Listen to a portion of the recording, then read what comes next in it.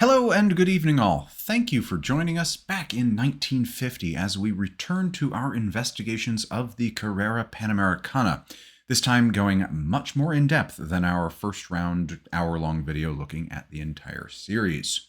The JAG Group C video is still in progress. I'm just waiting on a few books shipping from points unknown for additional reference beyond the XJR6 and photos thereof. So, pour yourself a drink or three and let's get started. This is going to be a bit of a long one. For 5 years in the middle of the 20th century, the newly paved highways traversing north to south across Mexico played host to arguably the most grueling test of man and machine that the racing world has ever seen, the Carrera Panamericana. From little more than a regional contest primarily for lightly modified American sedans, the race grew explosively to stand amongst the great international contests for manufacturers by the introduction of the World Sports Car Championship in 1953, only to fold but 2 years later owing to its justly acquired reputation for danger, following the tragic crash at Le Mans that year that took so many lives and reinforced the need for greater safety in the sport, leaving a legacy of dust, innovation, and death etched across the Mexican countryside and the racing world. Tonight we'll be taking an in-depth look at the origins of the contest and the first running of the event in 1950, with subsequent years to be covered in subsequent videos, because that's how a series works.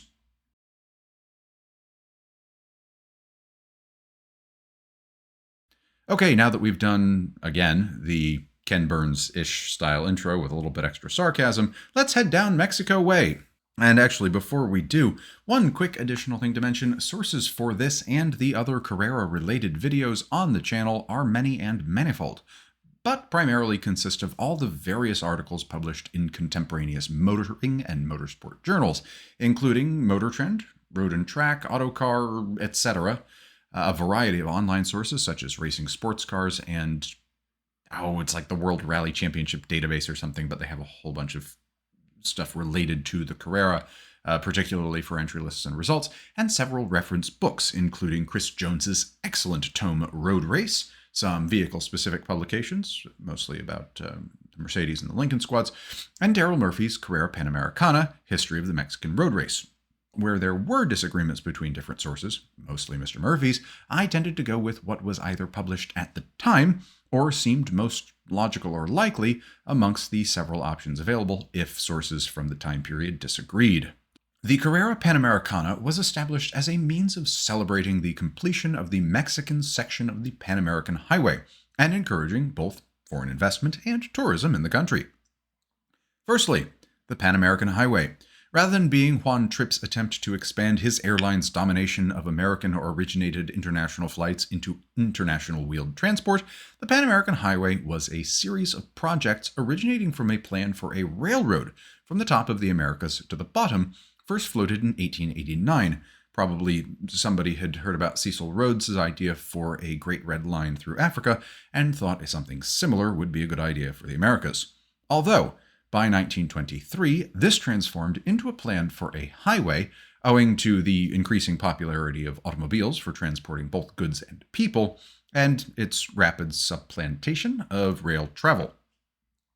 1937 saw 14 American nations sign the Convention on the Pan American Highway, committing to the construction of a road network spanning the length of the two continents, which would eventually stretch from Prudhoe Bay, Alaska to Ushuaia, Argentina.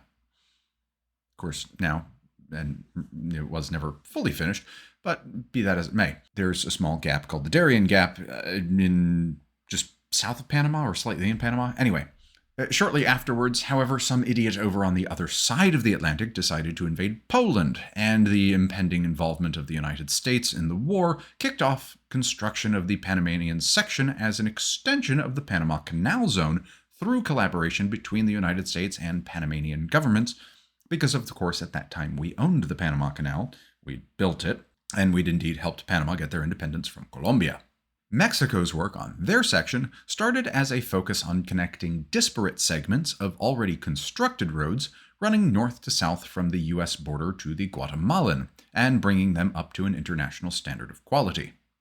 Initial work was guided by foreign experts, primarily from the United States, but a focus on developing internal resources meant that by the project's completion in 1950, the only significant imports into Mexico still needed were heavy machinery and bridge steel, with expertise and almost all other materials sourced entirely domestically, representing a significant economic turnaround for a country that had just 30 years prior emerged from a decade of fractious regional civil wars and gone straight into another decade of political instability, only to subsequently see that followed up with the Great Depression, which obviously took place far beyond the borders of Mexico.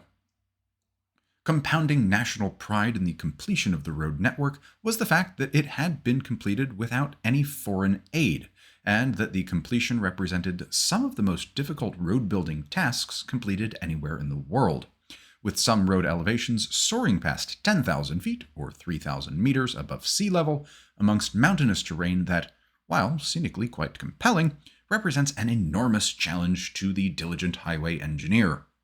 To celebrate this achievement, it was decided to organize a race from north to south along the longest continuous section of the new road system, starting at Ciudad Juarez on the border with the United States and finishing in a village on the border with Guatemala, called El Ocotal or Ciudad Cuauhtemoc. I'm probably mispronouncing that. I apologize to any speakers of ancient Aztec, because Cuauhtemoc was the last Aztec emperor, and thus the city was so named.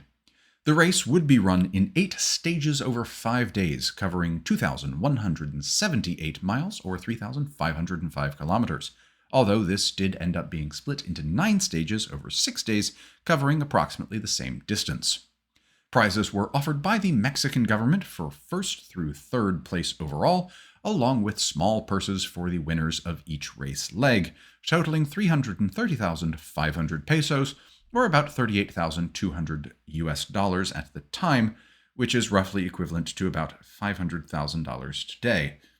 Minimum average speeds of 50 miles an hour or 80 kilometers an hour were required to remain eligible for the grand prizes, but contestants who found themselves disqualified from the grand prize were nevertheless still permitted to participate to the end and compete for the prizes awarded for each stage.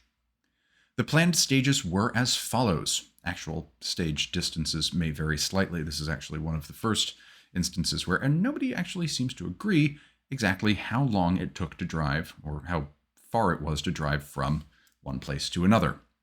Day 1, Stage 1 was from Ciudad Juarez to Chihuahua, 228 miles or 367 kilometers. Day 2, Stage 2, was Chihuahua to Durango, 485 miles or 781 kilometers. I do want to note this first stage was the one actually expanded to 2 in the occurrence of the race, running Chihuahua to Parral, a 30-minute break, and then Parral onto Durango to end the day. Thus, Stage 3 and 4 were run the following day, 5, and 6 the next, while Stages 7 and 8 were each run on individual days. However, in this part of the discussion, I am reading the schedule as it was originally planned. So, Day 2 originally was planned to be Stage 3 from Durango to León, 341 miles or 459 kilometers. Day 3 was Stage 4, León to Mexico City, 279 miles or 448 kilometers. And Day 3, Stage 5 would have seen the contestants go from Mexico City over the mountains to Puebla, 86 miles or 139 kilometers. Day 4 would have seen Stage 6 and 7, starting in Puebla to Oaxaca, 253 miles or 408 kilometers, followed by a 30-minute break, then continuing from Oaxaca to Tuxtla Gutiérrez, another 345 miles or 556 kilometers. Day 5, the 8th stage, would have seen the final leg, Tuxtla Gutiérrez to El Ocotal, or Ciudad Cuauhtemoc, which was about 160 miles or 258 kilometers. The race was open to any, and I quote, 5-passenger closed-body standard passenger car, regardless of make, model, or year of manufacture. Sport, convertible, and coupe models were specifically barred, end quote. Entrants could only carry regular factory equipment and additional spares and parts deemed to fit that description. An allowance was made for the fitment of expanded fuel tanks to allow cars to complete each leg to reduce the need for refueling along the way. Entries were accepted from, and again, I quote, any person, organization, or company in the world, so the extraterrestrials were strictly forbidden from participating, with a requirement that each car have a driver and assistant credentialed either by the Mexican Automobile Sport Commission or a comparable foreign organization like the ACO, the Automobile Club l'Ouest, or AAA, American Automobile Association, who at the time oversaw American automobile racing. Of course, that's the AAA. The ACO, of course, is the French governing body.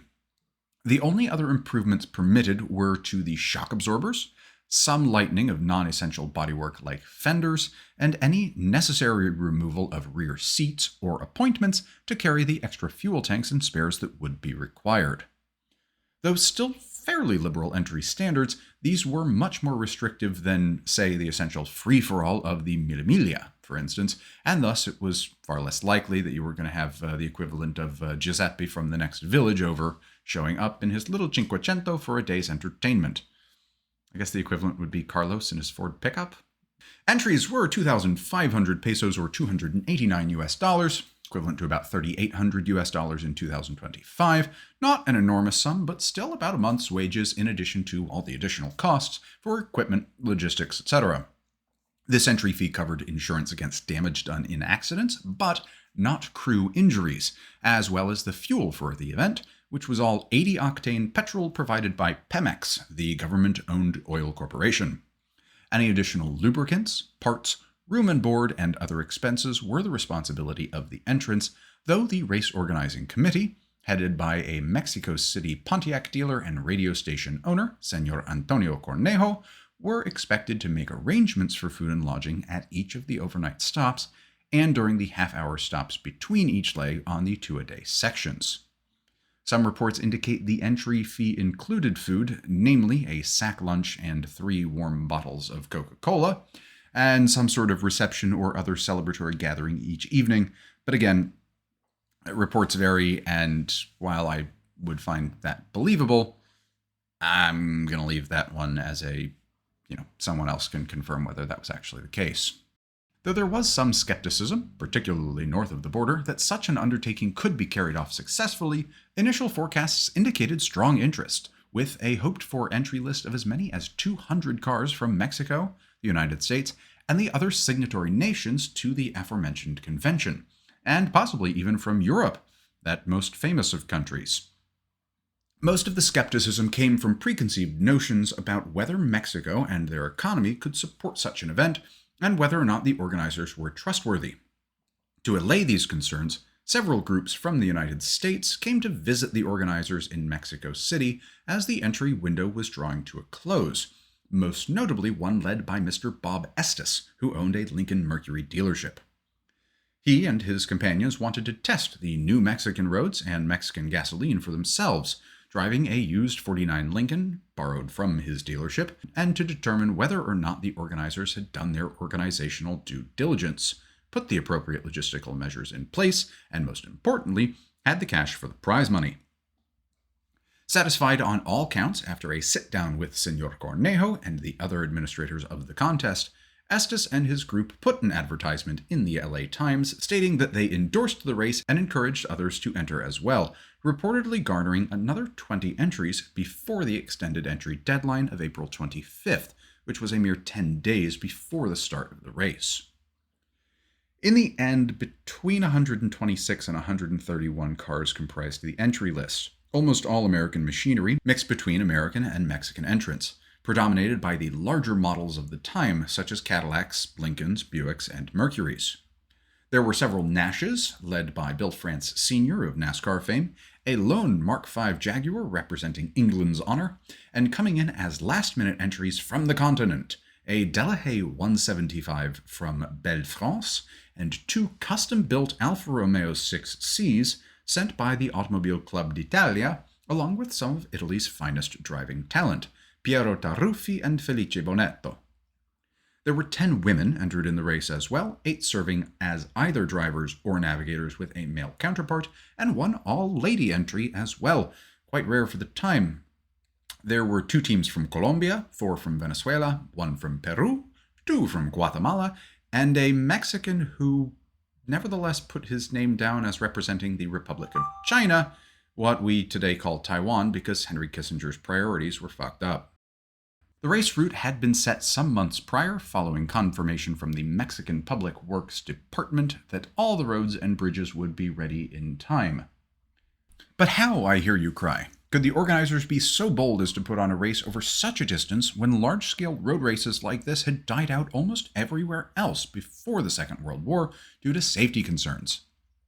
Well, there were a few factors, some of which are more my opinion, and some of which were discussed and used as justification for putting on the race in the original context. First, the population density of Mexico was much lower than that of Europe, and there was a bit more circumspection about road safety than had been prevalent 40-odd years prior. Second, Señor Cornejo had the willing participation of the national and local governments and could thus call on, in addition to the local police forces that were more typically detailed for safety during such an event, the entire Mexican military, the federal police, and a not small army of volunteers who may or may not have been civil servants seconded to the organizers. To ensure that the road was clear of livestock for race day, I think this really counts as point 3, states took various measures as appropriate, such as deploying mounted cavalry along the race route to patrol the day prior to the race, with orders to ensure that there were no stray animals within 1.5 miles of the roadways and to shoot any loose animals that they found. Fortunately, by most reports, everyone, farmers and otherwise, were warned sufficiently in time that they had very few things to shoot at in those hours leading up to the race passing through their territory. The relevant roads were closed an hour before the start of the race each day, and spectators were strongly encouraged, shall we say, to watch from rooftops in urban areas and to stay at least 50 yards away from the roadway in the countryside. Groups of soldiers, tow trucks, and ambulances were posted at regular intervals to serve as rapid availability emergency services, and motorcycle police and airplanes patrolled the route during the event to coordinate deployment as needed. Third, or perhaps fourth, and this is where it's more my opinion, and it's a bit cynical of me to say, but everyone, both in Mexico and in much of the rest of the world, were still just finishing up recovery from the Great Depression and the Second World War, and the lessons of the many deaths that had gotten road racing banned in many countries in the first place probably just weren't quite as much of a primary discussion point if they were really remembered at all. Everyone, for instance, didn't have magic boxes in their homes with access to at least some information on every subject ever discussed or every event ever organized. And here's the quite cynical part, but the world had just watched millions upon millions die for nebulous socio-political ideologies without a huge amount to show for it relative to, say, 1932. So, risk to life and limb in pursuit of sport may have just had a slightly different timbre than 45 years prior. I think in some ways you also see this in the aftermath of the First World War with barnstorming and airplane pilots, but that says maybe as well.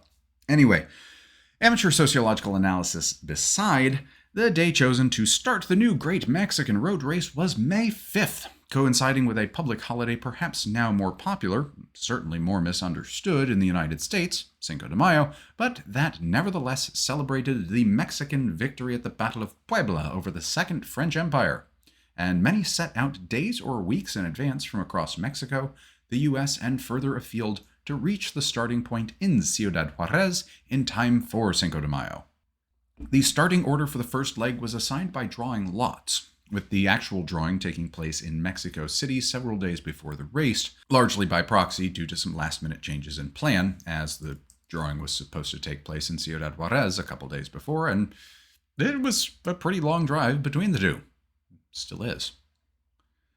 Meanwhile, the folks that actually mattered were slowly starting to arrive in Ciudad Juarez from north and south of the border for the first edition of the last great road race. The first leg of the race started at 3,117 feet above sea level and finished only a bit higher at 4,660 feet, and was widely considered to be a rather unchallenging first stage from a technical driving perspective. It consisted of relatively straight roads and few hills across a stretch of scrubland that trended towards desert. However, the dry, hot, and dusty conditions did mean potential challenges for the cars from a mechanical standpoint, with a strong possibility of their cooling systems getting clogged and, more likely, for the heat to play havoc with the tires. 126 cars actually arrived to take the start of the race, with 4 lost in transit or completely missing in action, and the race kicked off with the waving of the Mexican flag by the Chihuahuan governor, Fernando Foglio Miramontes. The cars set off in the predetermined order, with Luis Iglesias Avalos of Mexico City winning the drawing of lots and the honor of starting the first Mexican road race in his 1950 Hudson. The additional participants followed at 1-minute intervals, with an extra 4 minutes added to each 20th starter to ensure things didn't get too crowded out there on the shiny new roads. Additionally, anyone who had moved their clothes down from the upper peg to the lower peg had to write a letter home and start later in the race. I hope you guys don't need the sarcasm meter and get the reference, but anyway.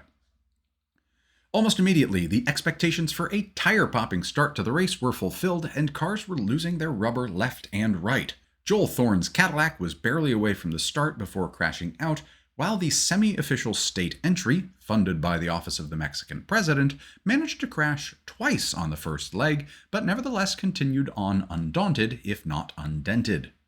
This, despite the car having its roof crunched, the windshield missing, and the driver having a broken arm and the Spanish equivalent of never say die on his lips. The first stage was also the fastest of the race that year and significantly favored the larger American machinery and American drivers, many of whom had taken a somewhat loose interpretation of the stock word used in the rulebook and put their mechanical expertise to work in what many referred to as creative tuning to get the most out of their automobiles. Taruffi had voiced his expert opinion that no truly stock automobile could average more than 100 miles an hour over the 228-mile run, not unreasonably, and when Bill Sterling crossed the finish line in his 1950 Cadillac to win the stage with an average speed of 100.425 miles an hour, this opinion seemed vindicated, particularly as Mr. Sterling of El Paso, Texas, had pretty minimal racing experience. But he was a retired Navy mechanic, and the leg really did let the big sedans get the most from their high-output engines. The top 16 finishers were all American drivers in American cars, and the rest of the top 20 were American-made cars as well, with a Peruvian, Venezuelan, Mexican, and American in 17th, tied 18th, and 20th respectively. Most of them were the largest of the cars as well, the Cadillacs and Lincolns and Oldsmobiles. The best of the Euro machines was the Delahaye in 22nd, while the 2 Alphas were in the back 30s. There was some groaning and moaning from the European and South American entrants about the apparent one-sidedness of the first stage, exacerbated by the incorrect announcement by race officials that Mr. Sterling's average speed had been a world record-setting 106.3 miles an hour. That is to say, world record-setting for a drive on public roads, not obviously the fastest speed ever attained by a production vehicle, because I think in 1950 that was a Jag XK120. I might be a couple of years too early. But nevertheless, no formal complaints were lodged, at least none that resulted in action against the participants. After all, the drivers with the smaller and more nimble vehicles, particularly the Alphas, had the later mountain stages to look forward to as a means of clawing back their places. Eventual winner Hershell McGriff finished with co-driver Ray Elliot in 7th that day, a result that would typify the strategy they had set when they drove from Oregon to Mexico. They had assiduously tracked the car's abilities during the long drive, fair enough, and knew its performance and endurance capabilities to a T. Their sponsor and effective manager/race engineer, Roy Sundstrom, had managed to commandeer an aircraft to track their progress, and he would work out the strategy for the next day's legs the night before. The 22-year-old McGriff had a bit of racing experience, but not much that was really worth mentioning, and most of his miles had come from driving a logging truck after the war, while Elliot, co-driver, was president of the local racing association and had agreed to serve as driver for the anchor legs. This first leg also started the trend of the Panamericana being a high-attrition, dangerous race. 13 of the starters were disqualified or failed to complete the run to Chihuahua, and the only death of this version of the race occurred quite early. This was Enrique Hachmeister of Guatemala, who lost control of his Lincoln, passing a graded crossing about 19 miles from the start. Reportedly traveling at more than 105 miles an hour, which I believe is about 180 kilometers an hour, the car hit a signal post, swerved wildly over the road, and rolled at least half a dozen times. His navigator, Francisco Toscana Valle, miraculously suffered only minor injuries, but Hachmeister died of a fractured skull in the hospital at Ciudad Juarez. Other non-fatal accidents and incidents included Edward Nieders, a car dealer from Mexico City, and co-driver Max Dina, who overturned about 28 miles out from Ciudad Juarez, and while unhurt, lost enough time that their 49 Ford was disqualified from the overall classification. There was the aforementioned Joel Thorne and the presidential car, who would have been disqualified were it not for a special dispensation granted by the race organizers. I wonder why. Car number 65 had no less than 4 flats and didn't make it in the 6-hour, 15-minute time limit, and perhaps most amusingly, a race official, Control Chief Enrique Martin Moreno, who had started out ahead of all the contestants to ensure the road was clear and evidently got into the spirit of things, or at least the spirit of tequila, also managed to overturn a few miles after leaving Ciudad Juarez, having achieved a considerable rate of speed in his station wagon. He then turned over, was assisted by local marshals who righted his car, presumably chastised him for such rakish behavior, and sent him on his way, as he did manage to make it to Chihuahua before any of the competitors. In keeping with the somewhat cowboy or perhaps gaucho spirit of the event, the Sterling car did set off the next day incorrectly, but proudly proclaiming the announcer's mistake in fresh paint. Next to the number 68 were the words, "World Stock Car Record," despite rapid corrections having been issued after the initial incorrect figure was given. The drivers had their overnight stop in Chihuahua, unable to Quiero Taco Bell as it didn't exist at the time, wouldn't for another 12 years, and would never succeed in Mexico, which is quite fair. Don't get me wrong, there's a really fun place in my heart, in my drunken heart in particular, for a Crunchwrap drowned in Diablo sauce, but having eaten what passes for homegrown concepts of American food in quite a few of the world's countries, I will point out, mostly out of curiosity, I'm not one of those horrible people who flies halfway around the world to eat at McDonald's. There was never any real prospect of success for Taco Bell in Mexico. Actually, if you want really, really depressing Mexican food, go eat at a Mexican restaurant in Germany. Holy heck. That will make you despise everything you ever thought possible in food. Anyway, stage 2 and 3, Chihuahua to Durango. What one could perhaps call stage 2A and 2B based on the original itinerary, this section was decidedly trickier than day 1. It consisted of a gradual descent to 3,500 feet in altitude before starting into the beginnings of mountainous country and climbing to Parral, an old silver mining town, with some more hills and valleys to finish the day in Durango at 6,207 feet above sea level, about 800 feet higher than the not yet extant Denver airport, to provide some frame of reference for those in the US.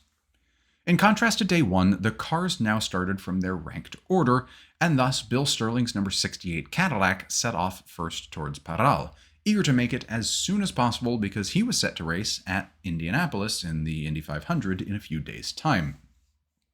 This was the start of where things got tricky, however, not just for driving, but for race operations. Each car had been issued with a logbook, and had to stop at the end of each leg to have it stamped. The midday stops were an enforced 30 minutes for refueling of both man and machine before the second leg could commence, and all the paperwork had to be completed correctly or disqualification was inevitable. This did place a not inconsiderable burden on both officials and co-drivers, who were the individuals responsible for the logbooks, but hey, everyone knew what they signed up for.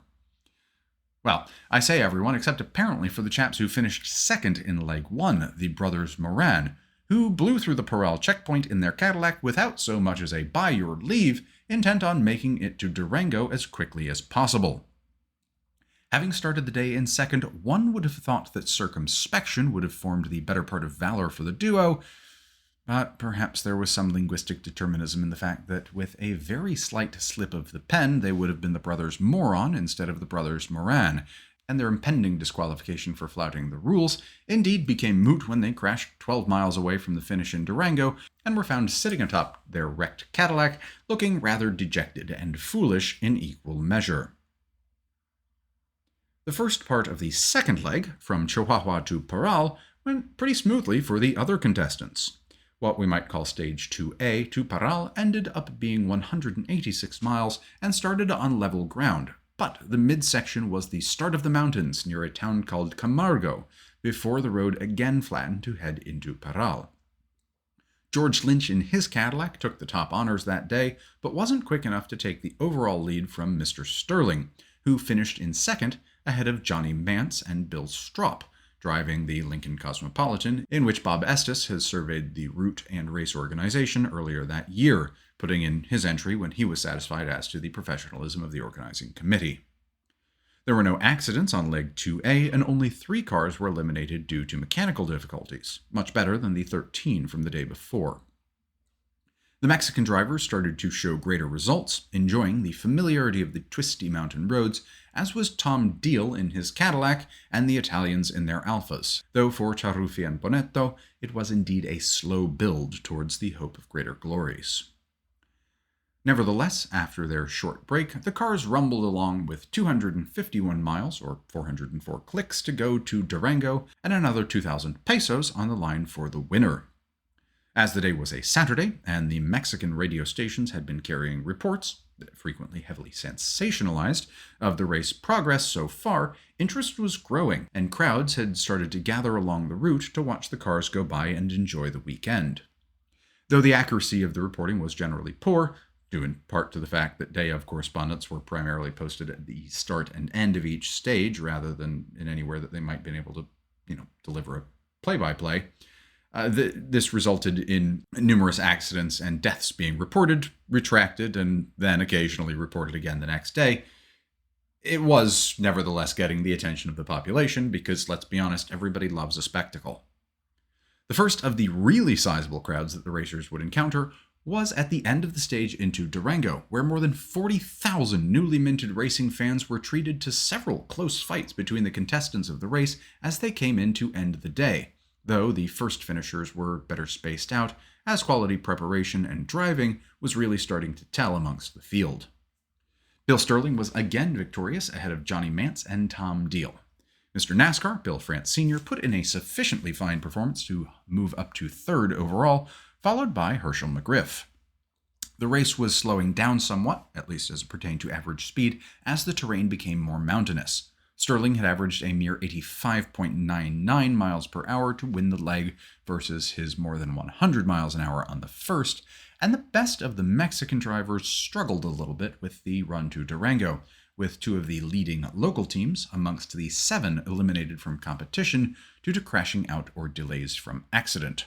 The brothers Quintanilla overturned in their 1950 Mercury, with Roberto Quintanilla suffering a concussion and Marcelo Quintanilla breaking his left leg. They were disqualified from 37th overall, while one of the few Mexican professional drivers, Jose Antonio Solana, hit a hillock with the finish line nearly in sight. Both himself and his co-driver were essentially unhurt, but the car was destroyed, and they gave up their position in 25th as a result. Solano's Nash also claimed Alfonso Oviedo's Cadillac an hour and a half later, while the remaining 4 disqualifications were out with engine trouble, 2 each from Mexico and California, which modern reports indicate Mexico intended to re-annex following the most recent election, until they realized it would increase their average urban blight and sociological issues by an average of 12%.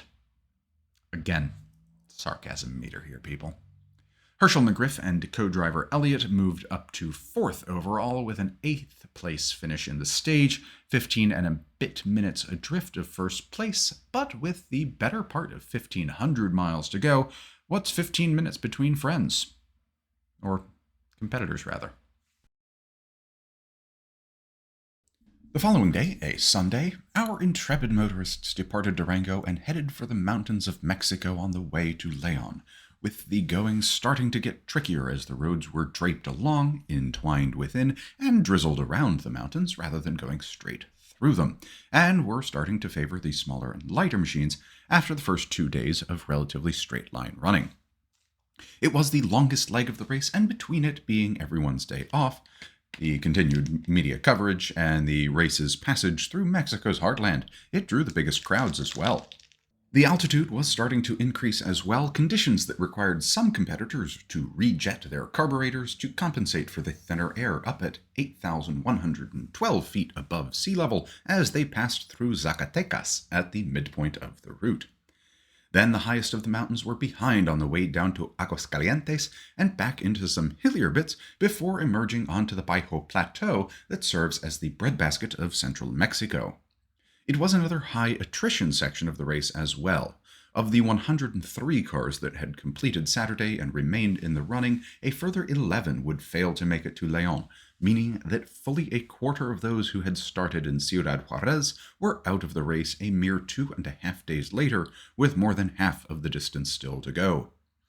2 of the 11 were highly placed runners as well, with Henry Bradley of Peru and Harry Sentz of New York both crashing out at a temporary bridge over the Rio Florido, about halfway out from Durango.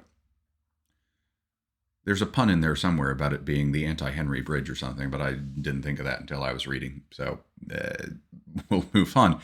Bradley's Nash and Sentz's Lincoln had started the day in 16th and 5th, respectively, but after their crashes, the bridge caught fire, causing a flood of rumors about their horrible deaths and disfigurements, but indeed they were only a bit bruised, quite possibly not even singed.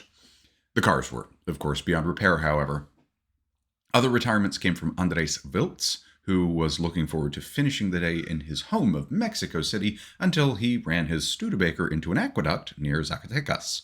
Decidedly not the natural habitat of either a bear or a Studebaker, but he was able to continue and compete for section prizes after the day was over.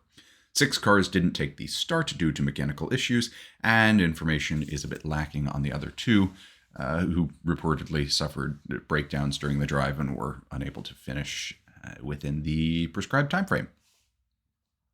The Durango to Leon leg was also unfortunately the stage which cost the life of a spectator, the only instance during the race when Edwin Solohub lost control of his car heading to a river ford in Lagos de Moreno, driving into a crowd of onlookers and killing a Mrs. Tomasa Lopez, as well as injuring 2 others. In happier news, however, while another American won the stage, Lonnie Johnson Jr., who with a name like that could only be from Texas, and moved up to 3rd in the standings as a result, things were starting to shape up for the non-Americans as well.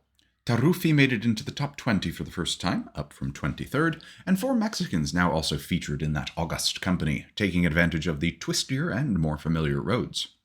Mr. Johnson's victorious run was followed by Johnny Mance in 3rd, and Bill Sterling was still in the overall lead, but he was unaware of this until well after the day was done. He had been caught up in the aftermath of the bridge fire caused by Bradley and Sentz, and the police held him up for more than half an hour while repairs were effected on the structure.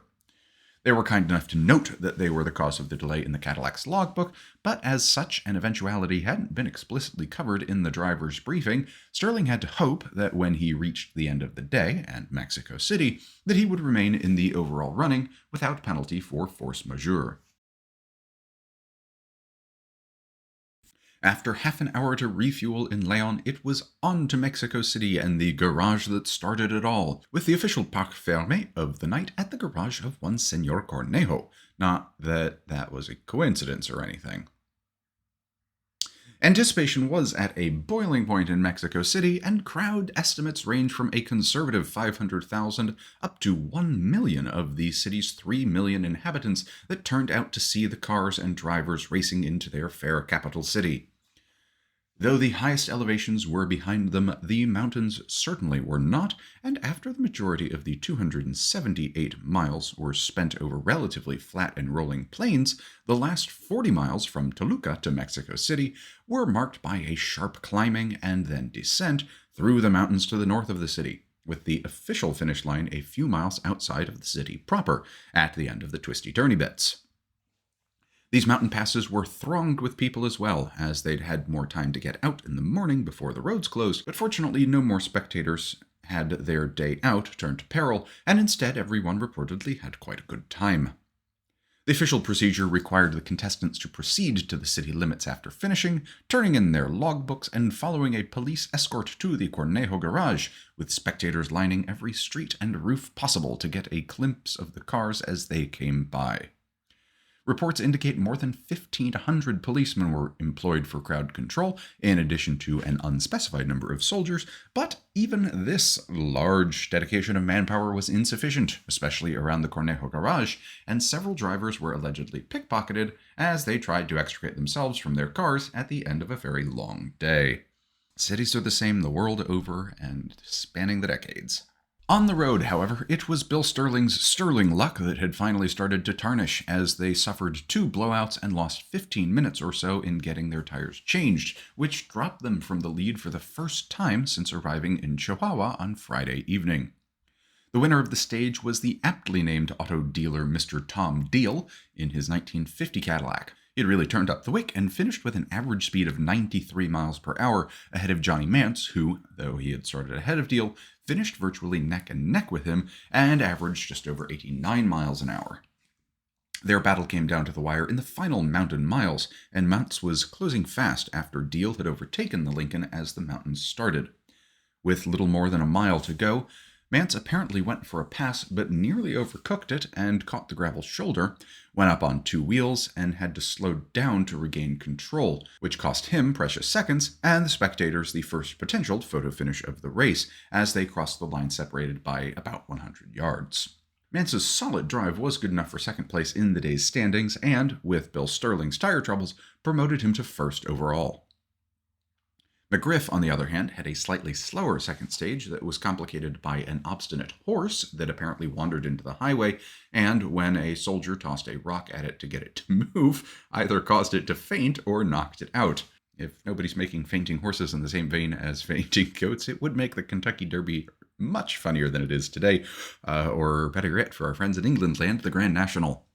Nevertheless, McGriff had to take some rather aggressive evasive maneuvers not to be eating horse for the rest of the trip through Mexico.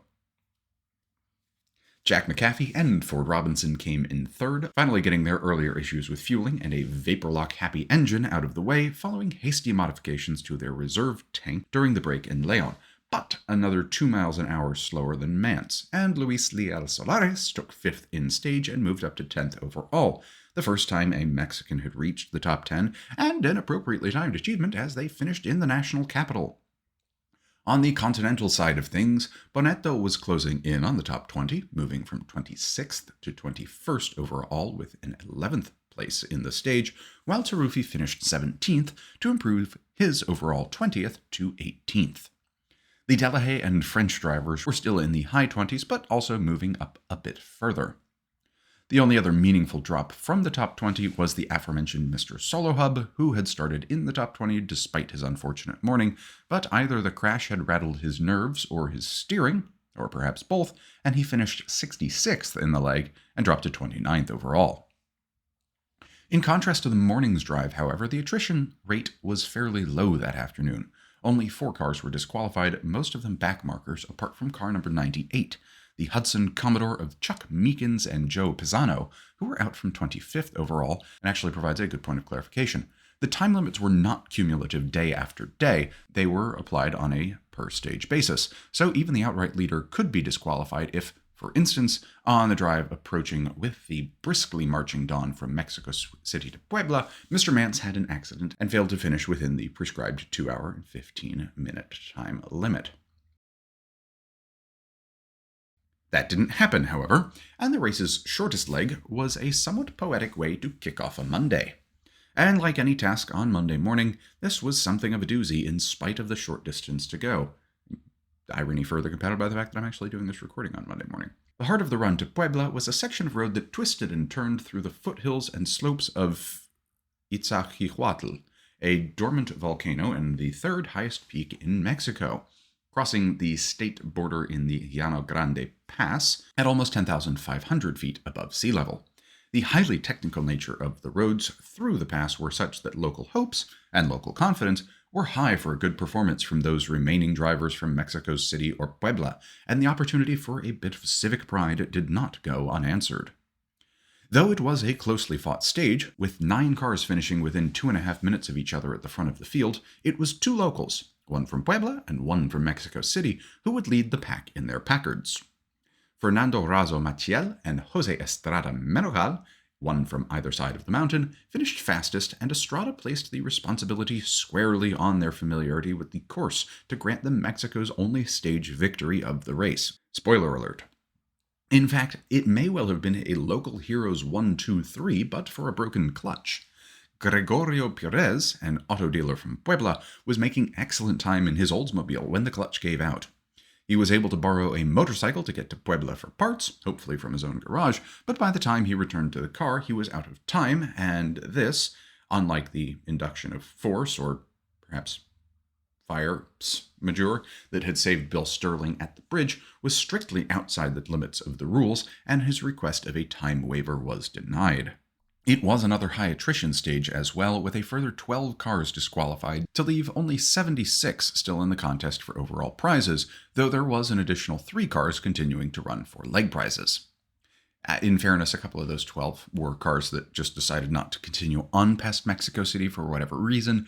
Most usually the reason given is they considered themselves to be out of the running for the main prizes, had regarded the race as a mercenary endeavor at best, and decided to cut their losses, which, good riddance. In full acknowledgement that money makes the world go round, and even more so, the wheels go round, this sort of race was about more than just taking home the purse for victory. Waxing philosophical here for a moment, but it was in many ways a defiant act against the gods of mobility and sense, the last hurrah of the great road races that had made racing for the comparative masses accessible and acceptable, and probably had done more to create crowds of early race fans than any Monaco Grand Prix. Anyway, others fell to mechanical woes, including a broken steering knuckle in the Oldsmobile of C.D. Evans, the all-women Abuelitos, and several other American and Mexican cars. This last group contained the only serious accident on this comparatively peril-rich stage, with its sheer drops and precipices across the volcano, which came when the Cadillac of Alberto Rojas and Luis Gomez Barrera slipped off a curve and into 2 trees about 20 miles after leaving Mexico City. While Rojas was unhurt, Mr. Gomez's skull, perhaps Senor Gomez's skull, was fractured, and he spent several days in hospital in critical condition before recovering. The Italians performed well in this stage, finishing 9th and 10th with their nimble Alphas. Mance, however, was struggling, and by the time they made it to Puebla, his morning feeling of being under the weather had turned out not to be from enjoying the local entertainments the previous night, but rather from that malaise equally likely to affect gringos after a few days south of the border as a hangover. The gastrointestinal distress with many delightfully localized names, but in Mexico most commonly referred to as Montezuma's Revenge, which had brought fever with it to boot. The perfect accompaniment, one might say, to driving about very quickly in the hills above the ancient Aztec capital. Okay, maybe not. After their mandated break in Puebla, the 76 remaining cars were on the road again for a much longer drive to Oaxaca in what would eventually prove the pivotal stage of the race. The weather, which had been pretty universally excellent across the weekend and Monday morning, finally took a turn for the worse. It's worth noting that rain had been intermittently forecasted for each day of the race so far, but the average speeds along this stage, which was almost entirely winding mountain roads, consequently plummeted. While the morning had seen the fastest contestants finishing with an average speed of just below 80 miles an hour, the best of the Stage 7 finishers wouldn't even see the slow side of 70, as the final 150 miles of the drive were swept with torrential rains and bursts of hail. This combination of conditions placed a premium on driver skill and car control, and this was borne out in the results. The Italians in their Alphas had their best showing of the race so far, with Felice Bonetto and Bruno Bonini winning handily ahead of Senor Menocal and Senor Olegario Perez, who took second and third, ahead of Piero Taruffi and Isidoro Ceroli in the other Alpha in fourth. Meanwhile, Mance's day was going from, if you'll excuse a brief and unusual excursion, at least for myself, into the world of scatological humor, shitty to pants-crappingly scary. Intent on maintaining his lead, he was pushing through his increasing maladies until about 65 miles out from Oaxaca, when the brakes on the Lincoln he was sharing with Bill Strop failed completely. Managing to stop by engine braking and avoiding a tumble down a ravine, reports vary on whether or not Strop was able to jury-rig a fix that brought the front brakes back into a semblance of working order, or whether or not they finished the entire last mountain range just on engine braking alone. Strop also took over driving duties briefly because of Mance's deteriorating condition. Mance, however, decided this whole passenging lark was making him feel even more ill, so he resumed control of the car and limped the Lincoln across the line in 66th, just barely keeping it in the race, but dropping from 1st to 9th overall as a result. Later examinations revealed that the brake bands had disintegrated, and Strop was able to get a special dispensation from the race officials to effect repairs, reportedly working until well past midnight with a local dealer, Bobby Jones, to get the car ready for the final two stages. The victor of Stage 6, on the other hand, Senor Rasso Maciel, didn't do anywhere near as well away from the familiar roads between Puebla and Mexico City, but he still put in a respectable performance to finish 11th and promote himself to 32nd overall, where the previous night he had been but 47th. Bill Sterling benefited most from Mance's difficulties and resumed his position as race leader, while Tom Deal moved up to second despite losing 15 minutes cleaning a clogged carb a mere 20 miles away from the finish in Oaxaca. Hershell McGriff, on the other hand, turned in another clean, trouble-free drive to finish 5th in stage and right behind Deal in 3rd overall, with the two separated by only 18 seconds in total running time. 4 more cars were dropped at this point, 2 with minor accidents, 1 because the contestant, an Oscar Lopez de Hierro, failed to turn in his logbook at the end of the day, and the final, the spare entry of one Mr. Jack Gaynor, who had seen his personal entry eliminated before reaching Mexico City. This car was being driven by Lou Figaro and Dempsey Wilson under Mr. Gaynor's aegis. He was president of the Stock Car Racing Association at the time, and so had wanted to put on a good showing. However, that Monday saw the end of his aspirations in Mexico, and shortly after leaving Puebla, Wilson, who was behind the wheel at the time, miscalculated a turn near a place called Los Molinos, the Mills, and sent the car off the road and into the canyon they were navigating around at the time. In a remarkable intercession of fate, the car's plummet into oblivion was stopped prematurely by a hillock that jutted up from the canyon floor. While the car was nearly broken in two, both Wilson and Figaro were largely unhurt. Wilson's back was thrown out, while Figaro suffered only a cut on his ear. The next morning, the day's forecast was certainly more optimistic than Monday's, but the previous day's downpours had caused some landslides along the route, and as such, there would be some slowdowns during the mountain sections of the 345-mile run to Tuxtla Gutierrez, where the road was blocked, damaged, or temporarily non-existent. But it wasn't all mountains, as with some of the previous stages, the drive started and ended with relatively easy, high-speed running along level highway and into rolling hills, before approximately 125 miles of mountain twists and turns, before finally descending and leveling out again near sea level as the contestants drove past Tehuantepec and then ascended back up to Tuxtla at 2,500 feet above sea level. Mance was, depending on which source you believe, now either fully recovered and ready to launch himself back into a now Sisyphean bid for glory, or on death's door, having to be carried to his car that morning and steeled with determination to finish the race or die trying. Having had food poisoning a number of times on my travels to South America, Southeast Asia, and the subcontinent, the latter strikes me as much more likely in my experience.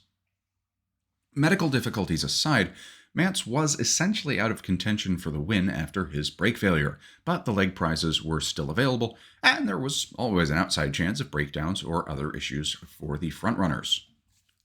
Bill Sterling's hold on first seemed pretty solid, if not entirely unassailable, and it looked like the big question of the day was whether Deal would hold his razor-thin margin over McGriff, and how much time the Italians could make up before the final, partially unpaved drive the next day to El Ocotal, where Taruffi and Bonetto both hoped to make a final charge for the top steps of the podium. For all their hopes, though, it was Mance who would overcome adversity and drive a brilliant race to pass more than 30 cars, win the stage, recover from 9th to 4th overall, and push all of his bad luck from the prior day onto Bill Sterling. Sterling's Cadillac took its turn to suffer brake failure, and by the time he arrived in Tuxtla at the end of the day, the car was absolutely ruined. He did manage to finish within the 9-hour time limit, posting a time of 8 hours 22 minutes, but he dropped from 1st to 29th, and the car was so badly damaged that he didn't even attempt the last leg of the race. Heartbreaking for the car and team that had been an almost continuous pace setter since starting out from Ciudad Juarez. Finishing second and third that day were Tommy Francis in his 1950 Ford, and Tom Deal, who retained the overall lead with almost half an hour in hand over Mance, and, more critically, added to his gap on McGriff and Elliot's Oldsmobile, which now stood at more than 8.5 minutes following their 9th place finish that day. Meanwhile, the Continentals were moving up, and the Delahaye of Jean Trévoux and André Mariotti, who had been relatively mid-pack finishers for the mid-part of the race, turned a fine drive into 4th place for the leg, moving up to 16th overall, and the Alphas were now 9th and 11th overall for Taruffi, 7th for the stage, and Bonetto, 26th, respectively, with Bonetto sharing the position in a tie with the Mercury of Raul Salgado, the second best placed of the Mexican entries. The best of the Mexicans was Luis Leal Solares, who I think was in 8th. It was another day of high attrition, and thus for the final stage, only 60 cars would take the start. 2 didn't start the 8th stage, one with brake trouble and the other for unspecified reasons. 2 were out during the stage due to accidents. Lonnie Johnson's entry blew a tire 31 miles outside of Tuxtla and narrowly missed death in a manner similar to the Wilson-Figaro crash the day before, emerging unhurt from his Cadillac, while Colombian Gabriel Herrera hit a post in his 1950 Mercury and damaged the car sufficiently that he was unable to continue. The other 6 cars that were eliminated dropped mostly due to tire or engine trouble. The exact causes vary. The final stage was also going to be the most brutal. Not only were there 300,000 pesos on the line, but the top 10 cars were all more or less within shooting distance of another if any of them experienced mechanical issues. And of the 171 miles between the contestants and everlasting glory, the final 107 of them to the Guatemalan border were unpaved. The inaugural Carrera Panamericana, the great Mexican road race, would be finished, as it turns out, as a rally. Fortunately for those aiming for their names in the history books or YouTube archives, the rain held off that day and conditions were clear at the final starting line in Tuxtla. The crowds that had typified the earlier days of the race had disappeared, largely because far fewer people lived in this more remote part of Mexico, and fewer still had access to a radio or the suburban luxury of time to listen idly to racing broadcasts, but be that as it may. This would be the highest attrition rate day since the first day had separated out the totally unprepared, and of the 60 starters, 47 finally crossed the finish line within the allotted time, rather poetically paralleling the 13 that failed to finish the first leg amongst the 126 starters. But, in contrast to those 13 that had dropped almost a week ago, any naivete had been left far behind on the dusty roads and winding mountain passes they had crossed in the last hundreds of miles. Looking to improve his Nash's chances of an overall win from its current position in 6th, Roy Pat Connor decided to feel ill that morning, but rather than hoping for a Mance-style miracle of driving ability, he did the sensible, if slightly unethical thing, and switched out for another driver, Curtis Turner, who was co-pilot for Bill France in his Nash, and just happened to be something of a phenom on the dirt track circuit back home. This, unsurprisingly, caused quite a lot of people to become quite unhappy, and ethics questions were raised about whether or not such a swap was within the letter or the spirit of the rules. Tom Deal, on the other hand, was just aiming to drive a solid pace and hold off any attempts by McGriff to overtake and leverage his experience driving lumber trucks in the Oregon backcountry to make a final bid for first place. McGriff, along with co-driver Ray Elliot and strategist Cume sponsor Roy Sundstrom, were planning to do just that and go for broke, having up to this point kept to their sensible, consistent strategy that had netted them consistent top 10 finishes in all but one leg, but never brought a single leg prize. Mance's hopes for a win were, if distant, not forlorn, as he was starting to feel better. He knew that the back half of the final course was paved with finely crushed gravel. It wasn't, and he had a full set of racing tires and a few spares left to use. Oh, and he was another dab hand at dirt track racing, so victory was not entirely improbable, particularly given Deal's and McGriff's comparatively little racing experience. However, in converse to Mance's assumed knowledge and competition rubber, McGriff had done a bit of additional investigating and found out that, in reality, the gravel surface was nothing short of abysmal, with rocks apparently the size of fists, and in the team's fashion, he and Elliot had acquired some much stouter tires, reportedly of the General Popo brand, hopefully that's Popo and not Papa-O, and fitted those with the dealer's promise that they wouldn't have to pay for them if they won the race, at which point, of course, they felt obligated to do so. At the start, which, owing to the highly challenging nature of the route, was spaced out to 4-minute intervals, instead of the 1 minute that had been standard up to this point, Mance looked to be in good standing. He quickly passed the others and was roaring along until he and Strop reached the valley down to the gravel road. And that was the end of the road for Mance. They lost all 4 tires within minutes of encountering this new surface, and lost quite a bit of time in repairs before continuing along at a much more sensible pace. Meanwhile, Mr. Turner was putting his skills to use and had similarly swept past everyone else to reach El Ocotal in under 3 hours, with a time of 2 hours 55 minutes and 57 seconds, which would have pushed the Nash into 3rd place and a 50,000 peso prize.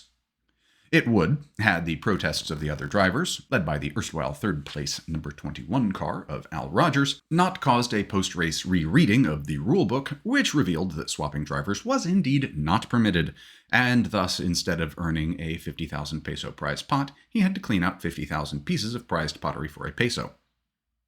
Or something. Turner and Taruffi apparently got into something of a fracas during their run, when Curtis tried to push past Taruffi's Alpha on a narrow stretch of road, and Taruffi refused to give way, until Curtis took more of a stock car driver's approach and shouldered his way by, only to have karmic retribution rendered swiftly when he had a flat a few moments later. Taruffi and co-driver Isidoro Ceroli went flying by while the wheel was being refitted, but Turner still managed to nearly catch him up by the finish line, thus beating him by more than 3 minutes on the clock. However, the disqualification that came several days after the race ended meant that Taruffi was scored as the winner of the stage with an average speed of only 57 miles an hour, by far the slowest of the race, which I think is about 90 to 95 kph, by far the slowest of the race owing to the challenging road surface and highly technical route. Felice Bonetto in the other Alpha came in 3rd in the order of the day, later promoted to 2nd following Turner's disqualification, and finished 8th overall, while Johnny Mance's tire hubris had cost him dearly, dropping to 9th overall after he struggled into El Ocotal, or Ciudad Cuauhtémoc, with one wheel completely missing its tire and the rim wrapped around the brake drum. Turner and Taruffi's drives were the headline of the final leg of the race, but it wasn't without additional drama, and the race's results almost looked very different. The Hershell McGriff Ray Elliot machine nearly lost it all in the final 20 miles or so of the race, where the road was built with a high crown down the middle to encourage rain to run off and keep the road passable in the event of storms. This made obstacles or changes in the road's surface harder to see, and McGriff reported hitting a big dip in the road at about 100 miles an hour as they were closing in on the finish, bottoming the car out. They, of course, finished 10 minutes ahead of Tom Deal to take victory by a mere 1 minute and 16 seconds in the overall timekeeping, But when McGriff went to move their Oldsmobile about an hour after they had finished and parked the car, he found that their final suspension test had torn off big chunks of the bottoms of the fuel tank and oil pan, and that the car was going nowhere, and fast. The final day also brought the final death rumors for the race when Tommy Francis, driving the number 6 Ford, had to swerve to avoid hitting a small child that had run out into the road shortly after leaving Tuxtla Gutierrez, hitting a curb hard and rolling the car.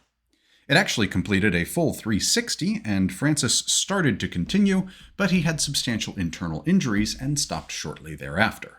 The number 2 Packard of Oscar Lopez de Hierro, who had been disqualified for a missing logbook but was continuing to compete for leg prizes and the heck of it, stopped and took him to the hospital while Francis's co-driver, the rather unfortunately named Jimmy Crum, took the wheel and continued, but finished well outside the time limit for the final day.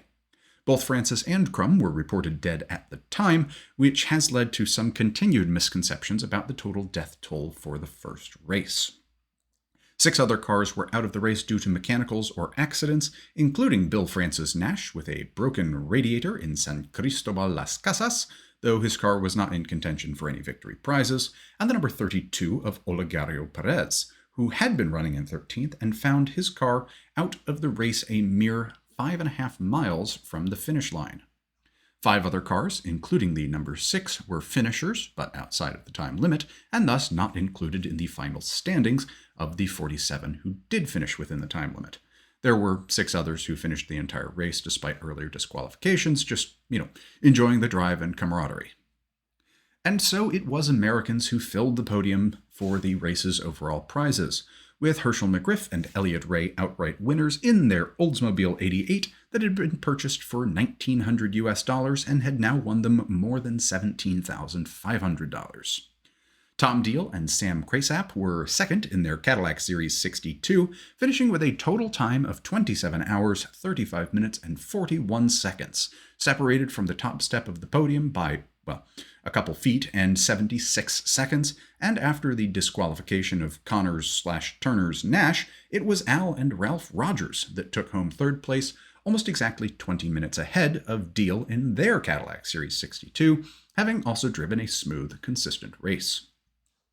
Taruffi and Ciroli in their Alfa were the best-placed non-American entrants and the best-placed non-American automobile in 4th, while the best-placed Mexican driver was Luis Leal Solares in 7th, sharing his Oldsmobile with Damaso de la Concha, I might have mispronounced that, sorry, just ahead of Bonetto and Bonini in the other Alfa.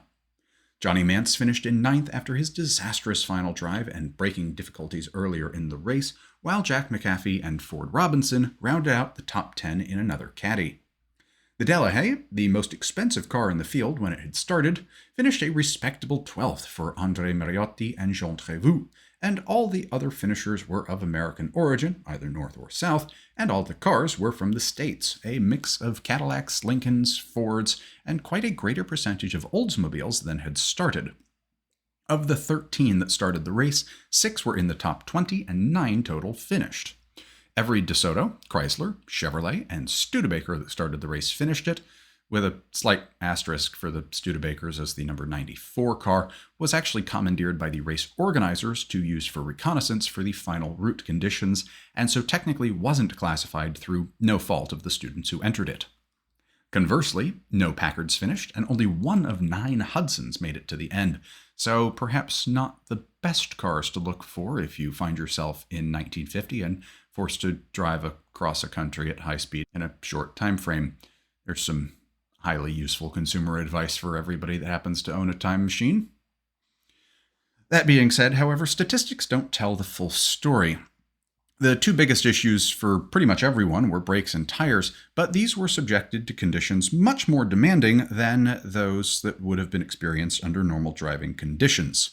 While few cars were disqualified due to the tire issues directly, they greatly affected drive time due to the lengthy repairs they required, and thus had their pound of flesh that way. Brakes, on the other hand, were frequently a race ender when they went. Mance nearly lost his race and possibly his life, and Sterling had his hopes for a win similarly dashed through brake failure. Some blame can be placed on the roads themselves, not through any fault of the Mexican road engineers, but rather than even on the semi-banked curved roads through the mountains, they simply weren't designed for driving at north of 70 or 80 miles an hour, and this places much greater stress on both man and machine. Most drivers were reportedly having to almost power slide their cars around some tighter corners to maintain their speed and control in the tighter bends, which caught quite a few of the less experienced drivers out. These curves also favored the lighter vehicles, not just because they put less stress on the brakes and tires, but because the lighter cars could accelerate out of the bends more quickly and thus maintain a higher average speed. This was particularly beneficial for the Alphas, but even the Oldsmobiles and Lincolns enjoyed an advantage over the rather lumbering Cadillacs. The lightness of the Alphas apparently was such an advantage that they hardly ever needed to change their tires, doing so largely as a precautionary measure during the more leisurely evening stops once or twice. If only they'd had a bit more get up and go, or maybe superchargers. The awards ceremony included more than 80 trophies for essentially everyone who had finished the race and some who hadn't. Tommy Francis received an award for his self-sacrificing actions in the final leg. Representatives from each competing country received a trophy of some description.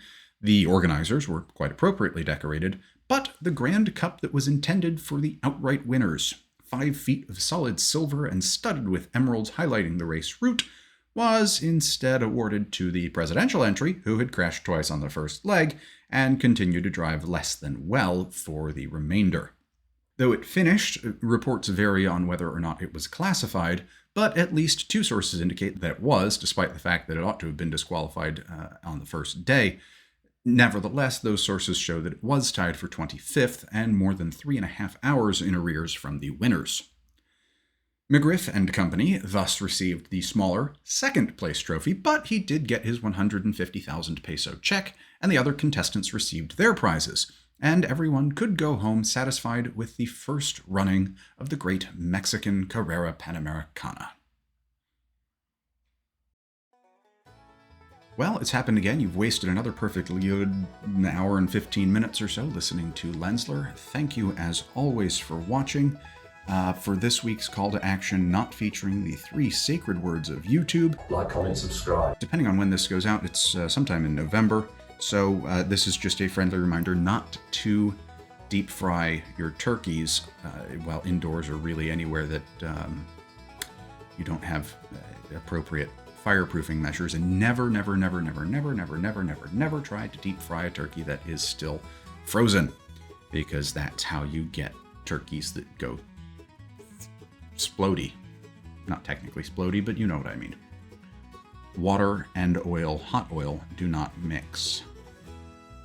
Alternately, just don't fry the turkey anyway, because frankly, there are slightly more involved ways to cook a turkey well, but ones that are much better for you, and I just don't personally care for fried turkey all that much. Anyway, with that, it just leaves it for me to say, as always, thank you for your time this evening, or whenever and wherever you are watching, and I wish you all good night and a good tomorrow.